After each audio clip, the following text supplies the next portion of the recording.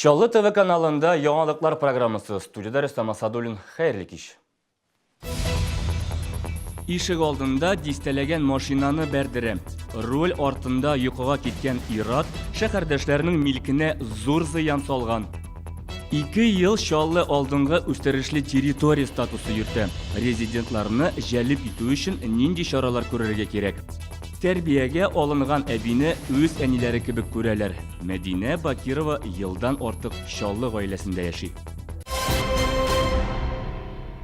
Дистәдән артык автомобильгә зыян салган. Бүген 59-нчы комплекста машина йөртүче җирле юлда парковкада торган машиналарны бәрдерде.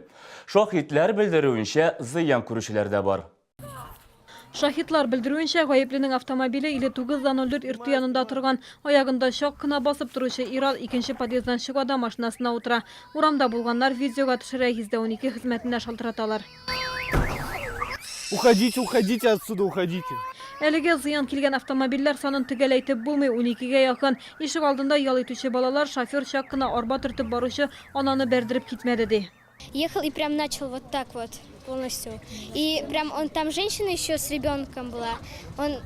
Женщина, она упала. Девушка оттолкнула коляску и сама убежала. Хотела убежать, да. Автомобиль хуҗалары килгән зыянны саный, алар судка мөрәҗәгать итәргә уйлый. Нет, я его не знаю. Похоже, наркоман, что ли. Вроде бы пьяный, посадили тоже. Как машина у вас сильно пострадала? 1200. Говорят так, не знаю. Что делать думаете теперь? А что делать? Его не восстановишь уже. Бесполезно восстанавливать. Я подошла только. Я здесь живу. Соседи сказали? Да. Слышали? Да, я не думаю, что наш попал. Просто пришла уж посмотреть. Әлеге вакыйганың сәбәпчесе шул арада Юхиди патруль машинасында йоклап утырды. Откуда вы ехали, скажите? Оттуда и туда. Соңрак ир-атның 59-нчы комплекс буенча йөреп берничә һәлакәткә юлыгуы ачыкланды. Ул вакыйга урыныннан качкан, алкоголь кулланган билгеләре булган 40 яшьлек ир-атны Юхиди инспекторлары тоткарлады. Алабуга кешесенә һәлакәт урыныннан ташлап китү һәм медицина тикшерүеннән баш тарту өчен 2 маддә буенча гаепләячәкләр. Аны электротехнический полиция бүлегенә озаттылар. Гүзәл Шихапова, Елена Камалова, Сергей Вильданов, Яңалыклар. Бүген Шаллыда алдынгы үстерелешле территорияны үстерү буенча 2-нче Россия күләм конференция узды. Катнашучылар мондый статусны алу тәҗрибәсен, хакимият белән эшләү, башка резидентларны җәлеп итүгә кагылган сорауларны карады. Шаллы республикада бу статусны иң беренче булып алды. Бүген 16 резидент эшли. Теманы Гүзәл Шихапова дәвам итә. Бүген Шаллыда 16 резидент эшли, алар 4000-гә якын эш урыны булдырган. Быел тагын 3 завод төзеләчәк. Шаллыда кирүү машиналары, джемнар, азык-төлек җитештерәчәкләр. Город Набережные Челны строился, создавался под один единственный проект. Проект по тем временам мирового уровня. Под строительство комплекса заводов по выпуску большегрузных автомобилей. Сегодня эта зависимость уменьшается благодаря тем инструментам, которые предоставляет нам руководство страны, правительство Российской Федерации и правительство и руководство Республики Татарстан. Шаллыга карата кызыксыну арта бара, шулара да җитештерүчеләр таләпләрне киметүне сорый. Очень много потенциальных резидентов мы на сегодняшний день теряем. Они рассматривают другие площадки в связи с высокими пороговыми требованиями. Это 50 миллионов и 30 рабочих мест. Даже действующие резиденты, действующие немецкие резиденты говорят, что нам по факту не нужно 30 рабочих мест.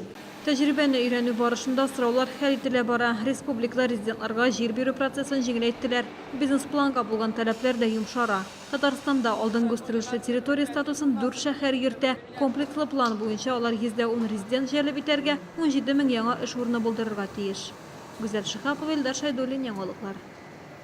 Яр Шаллы педагогия университетында интерактив очрашулар ешрак уздырыла башлады. Бу юлы студентлар өчен мастер-классны шәһәрнең баш архитекторы Алмаз Идрисов үткәрде. Ул архитектурада һәм дизайнда рәсемнең роли дип исемләнде. Снег не чисто белый. Снег такой темноватый получается. Мондый мастер-класс студентлар өчен яңалык. Алар шәһәрнең баш архитекторы белән беренче тапкыр очрашты. Бирделар теоретик белем генә алмыйча тәҗрибә дә туплады. Алмаз Идрисов рәсем ясарга түгел, ә кулга пумала тотып уйларга өйрәтәм ди. Это дает какой-то новый взгляд на искусство, на живопись в данном случае. Бу көнне педагогия университетына студентлар гына түгел, абитуриентлар, мәктәп укучылары, республиканың башка мөгаллимнәре дә килде. Такие встречи крайне важны для творческих профессий. Это же стороннее мнение знаменитых личностей, которое всегда очень полезно для творческого развития ребят, студентов. Педагогия университетында республиканың танылган шәхесләре белән очрашулар еш уза. 18 майда Удмурт республикасының дизайнерлар берләшмәсе вәкиле белән очрашачаклар. Теләге булган һәркем килә ала. Гүзәл Шихапова, Ксения Антонова, Ленар Султанов, Яңалыклар. Шаллы гаиләсендә 2нче ел Алабуга интернат йортыннан тәрбиягә алынган әби яши. Габдрафыйковлар гаиләсе Мәдинә Бакированы олы яшьтәге кешене кабул итү гаиләсе проекты кысаларында тәрбиягә алды. Документ буенча айрым шартлар үтәлергә тиеш. Шәһәрдәшләр исә уңай мөхит кенә тудырып калмыйча, шит әбине үз туганнары кебек якын күреп җан җылысы да бирә алган. Тату гаиләдә кунакта Мәйрәм Файрушина булып кайтты. Мәдинә Бакирова яңа гаиләдә яшәүенә сөенеп бетә алмый. Габдрафыйковлар гаиләсендә аңа әни дип дәшәләр, ә ул үзе балаларым ди. Без Оренбург кешеләре. Оренбург. Бу якларга ничек ләктегез? Без бәләкәйдән сугыш вакытында әни без ашык киткән, Средняя Азияда яшәдек, кортыганчы. Анасын үзегез беләсез, расселение китте бит. Без куылдык, шунда килеп чыктык. Татарстанга күченгәч Мәдинә әби мәчеткә йөреп белем алган. Хәзерге көндә 5 вакыт намазын калдырмый укый, кешеләргә ярдәм итә. Мәрьям Габдрафыйковага ул үзенең әнисе кебек якын кешегә әйләнгән. Әнием торды инде бездә 14 елга якын үз әнием менә аның киткәненә мәрхүмәгә 3 ел. 20 майда була. Шул 1 ел бик авыр булып йөрде миңа, әнине югалткачтан иптәшем киңәш әйтте дә инде, киңәш әйтте инде, газетада чыкканда шундый менә алырга була дип, картлар йортыннан уйлаштык та иптәшем белән, Радик белән алырга булдык. Мәдинә әби буш вакытында дини китаплар һәм дугалар укый. 15 майда аңа 83 яшь тула. Гомер бәйрәмен яңа туганлашкан балалар янында уздыру аның өчен иң зур бүләк. Мәрьям Файрушина, Ленар Султанов, Яңалыклар. 17 июньдә Казанда футбол буенча дөнья чемпионаты вакытында дөньядагы иң зур шәкшәк ясау буенча рекорд куелачак. 1300 килограммлы шәкшәкне әзерләү өчен 200 меңгә якын акча каралган. Моңа кадәр 1140 килограммлы татлы ризык Уфада ясалган. Әлеге чараны Казанның социаль тукландыру һәм азык-төлек департаменты оештыра.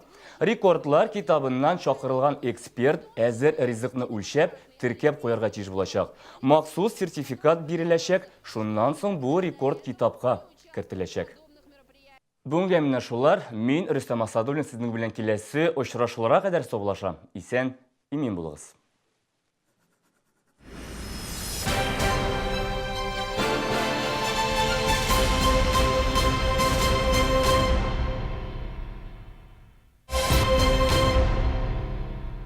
По совету дедушки, по совету мамы, ем пломбир советский.